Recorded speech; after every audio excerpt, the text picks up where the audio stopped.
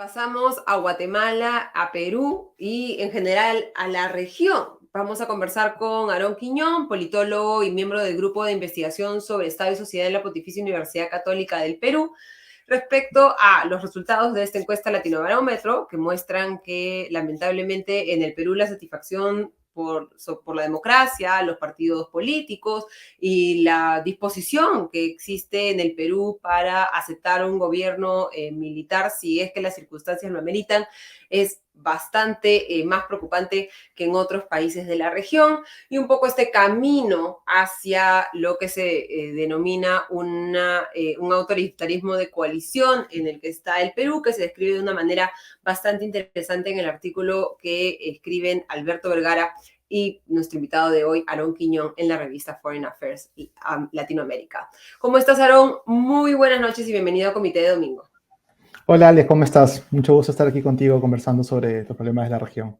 Sí, empecemos por el artículo que han publicado en la edición julio-septiembre de 2023 de Foreign Affairs, en el que lo que hacen es un pequeño resumen, muy interesante resumen de esta distorsión o debilitamiento de la democracia en Guatemala, y se hace un paralelo con el camino en el que está el Perú, tomando en cuenta que Guatemala nos lleva, entre comillas, ventaja, por decirlo de alguna manera, temporal de unos 5 años, ¿no? Cuéntanos un poco cuál es ese futuro que nos podría marcar Guatemala si es que el Perú no cambia de rumbo en términos de el debilitamiento de sus instituciones democráticas. Sí, bueno, el artículo lo entregamos hace ya un par de meses con Alberto Vergara y en realidad empezamos a ver muchos paralelos con Perú al momento no solamente de escribirlo, sino que hace algunos meses que empezamos a entrevistar a varios especialistas, periodistas exiliados, hay que decirlo, eh, y varios fenómenos que nos hacían bastante eco con Perú. Y empezamos a revisar qué está pasando en Guatemala, porque justamente el 25 de junio se iban a realizar las elecciones, y encontramos que en realidad las elecciones que se iban a realizar este 25 de junio no eran democráticas, ¿no? Y vale decirlo con categoría, porque hemos escuchado algunas dudas sobre la elección que acaba de ocurrir, y hay tres elementos que nos permitían decir estas elecciones no van a ser democráticas, ¿no? La primera, que es la eliminación arbitraria de candidatos que estaban compitiendo justamente en la elección. Y eran unas eliminación por ahí con leguleyadas muy de pasada y sobre todo lo que nos llamaba la atención en que era eliminación a candidatos que tenían realmente chances de ser una oposición al régimen guatemalteco. Estaba Tel Maldana, que es una candidata de izquierda, Roberto Arzú, que catalogamos a un candidato de derecha populista, y a un candidato, Carlos, que justamente estaba despegando en las encuestas y que tenía un lápiz como para hacernos recordar la elección a Perú, ¿no? Y que en realidad un segundo punto que nos lleva a decir que estas no fueron elecciones democráticas es la relación con la oposición, justamente, ¿no? Habían en ese momento varios periodistas exiliados, la relación con la sociedad civil es realmente trunca, y justamente al presidente del diario, el periódico, había sido encarcelado, ¿no? El director Zamora. Y hay una tercera arena que nos decían, estas no son elecciones democráticas, que es justamente el centro del artículo, la captura de las instituciones de justicia, que es lo que nos llamaba justamente a ver los paralelos con Perú. Porque no es casualidad que en Guatemala hay lo que ellos mismos han llamado el pacto de corruptos, que es una suerte de coalición de actores que no concentran el poder, sino que más bien se ponen de acuerdo en cómo capturar un sistema de justicia que les sea justamente afín. El Ministerio Público, la Corte de Constitucionalidad, que para nosotros sería el Tribunal Constitucional, el Tribunal del Sistema Electoral en Guatemala, que confabulaban justamente para que no se construya un ánimo de Estado de Derecho. Y ahí es cuando empezamos a hacer los paralelos con Perú, porque justamente decíamos nosotros con Alberto, esto, lo que estábamos viendo, se parece mucho a Perú por varias esferas, ¿no? Primero, porque este pacto de corruptos, que así mismo lo han llamado los guatemaltecos, tenía un ánimo de impunidad, un ánimo de impunidad porque Dentro de la política guatemalteca lo que ha ocurrido es la penetración de intereses criminales, informales, que tenían varios problemas con la justicia. En el artículo graficamos con Alberto y le ponemos de hecho una fecha de bautizo a esta trayectoria, que es abril de 2015, cuando al presidente de entonces, Otto Pérez Molina, se le descubre una red de corrupción que involucraba tanto a altos funcionarios, la misma vicepresidenta, y en redes de corrupción con criminales, con organizaciones criminales. Y ahí existía lo que se llama la CICIG, que es esta Comisión contra la Impunidad en Guatemala, que nació justamente en colaboración con la ONU, que empezó a hacer más investigaciones, ¿no? Al destapar esta red de corrupción, los ciudadanos salieron a protestar durante varios meses hasta que finalmente el presidente es puesto en prisión y finalmente condenado. Pero es una primera muestra de cómo hay un ánimo anticorrupción que finalmente lo que hace es que a un sistema político que se encontraba muy fragmentado, los vuelve a unir, porque lo que buscaban es justamente la impunidad. Y luego podemos seguir charlando sobre esto, pero es este ánimo de impunidad lo que nos llamaba justamente la atención con Alberto, y que en Perú empezamos a encontrar varios rastros de ese ánimo contra la impunidad, y sobre todo la penetración de intereses criminales, ¿no? En la política peruana. Claro, y es interesante ustedes cómo hacen un resumen, ¿no? De lo que ha sucedido en los últimos meses desde el lado legislativo, ¿no? Los retrocesos en la reforma universitaria, la búsqueda un poco de desregular o de retroceder, decirlo de alguna manera, en reformas que se habían dado para mejorar la supervisión de ciertos sectores como el de la educación y la calidad en la educación universitaria. Los intentos también... lo vemos si pensamos en temas que pueden promover la impunidad en la búsqueda del Congreso de limitar el tiempo para los acuerdos de lavado de colaboración eficaz, lo cual en la práctica llevaría a ser mucho más complicado que se puedan llevar a cabo este tipo de acuerdos. Y vemos esta, como tú dices, coalición, ¿no? En la que muchos grupos políticos distintos que pueden no tener muchas cosas en común, tienen un objetivo en común porque todos ellos tienen a algún político o líder investigado por la justicia en temas de corrupción o lavado de activos, y eso desdibuja un poco las distancias ideológicas entre las fuerzas políticas en Perú y plantea esta coalición. Claramente Guatemala nos da el ejemplo de cómo no se deben hacer las cosas y cuáles son las consecuencias de que se permita como que la democracia pierda sus balances y se pierda el Estado de Derecho.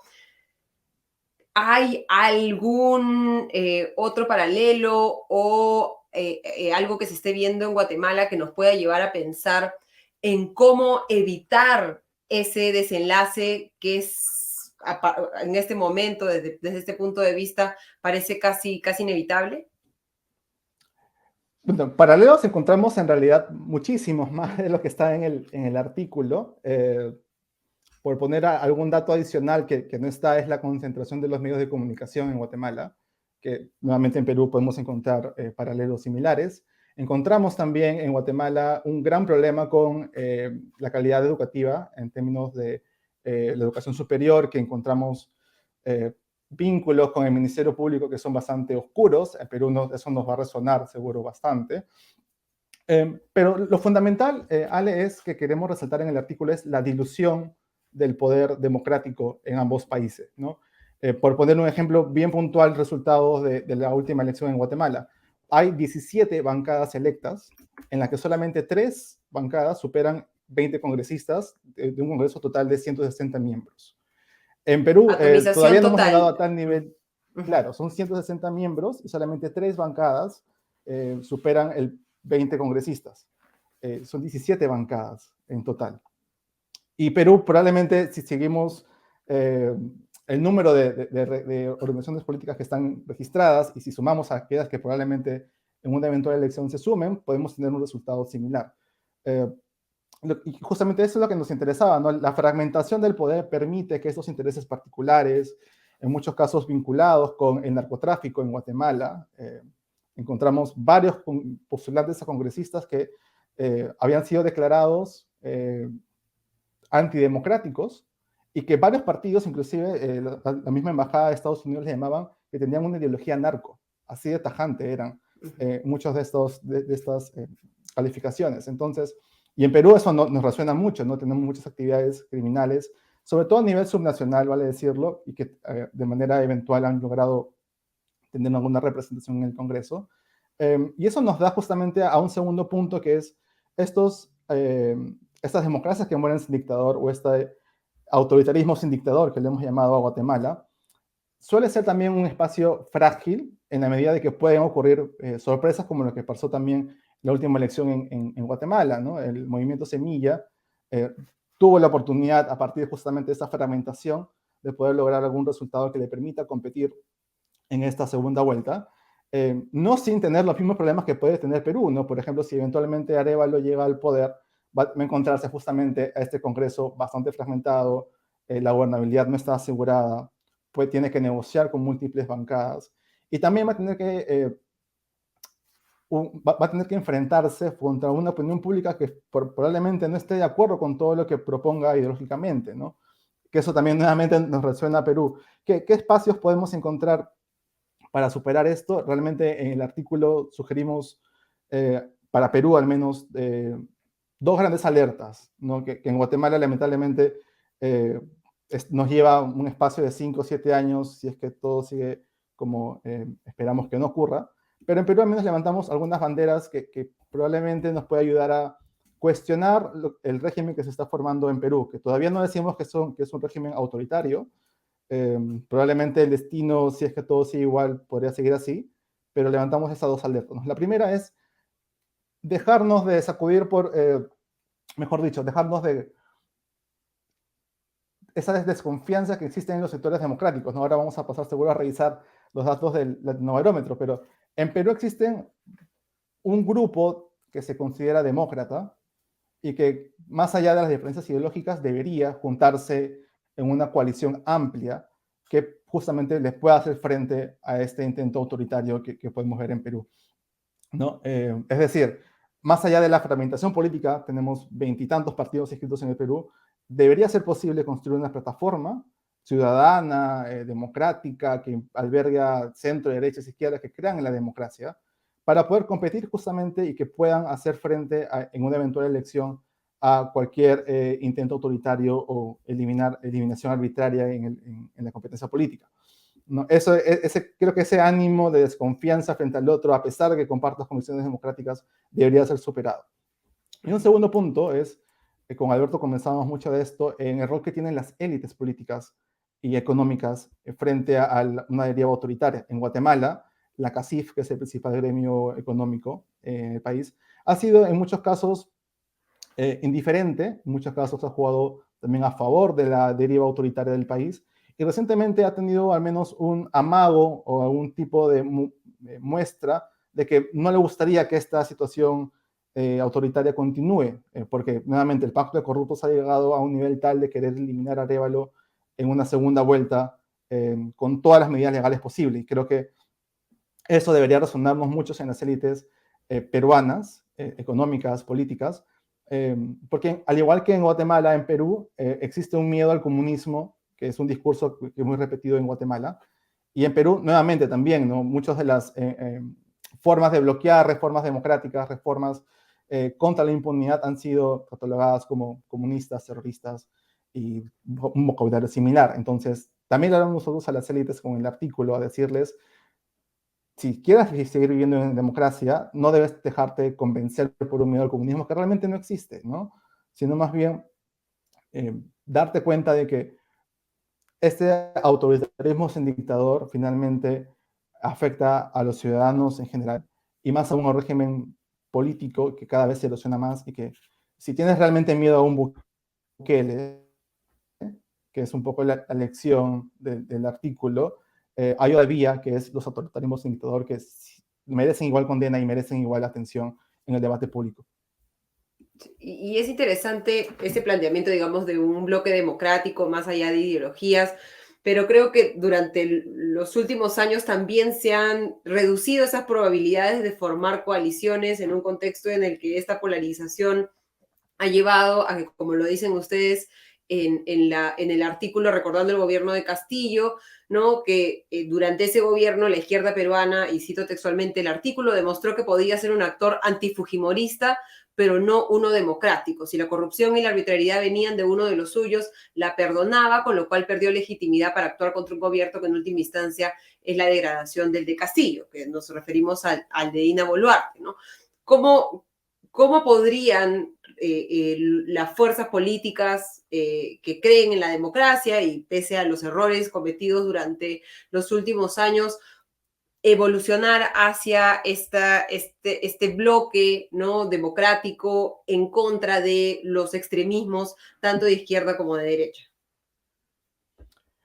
Bueno, es una situación compleja de formar estas coaliciones, aunque ya vemos algunos atisbos, algunos puntos de encuentro que lamentablemente han tenido que ocurrir fallecidos dentro de protestas para poder realmente llamar la atención como ciudadanos sobre lo que no debería ocurrir en una democracia, ¿no? En el artículo también decimos que en Perú ya ocurren cosas que son inaceptables en una democracia, ¿no?